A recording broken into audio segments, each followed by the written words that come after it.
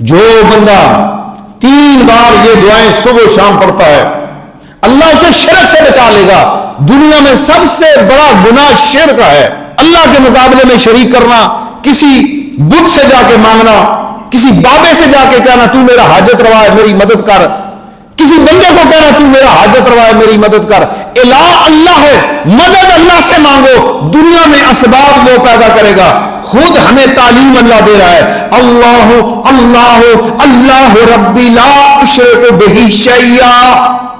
اللہ ہے, اللہ ہے, اللہ ہے, اللہ تعالی میرا پروردگار ہے, اس کے ساتھ کسی چیز کو شریک نہیں ٹھہراتا میں. جب آپ یہ صبح و شام کہیں گے تو پھر مزہ آ جائے گا زندگی کا.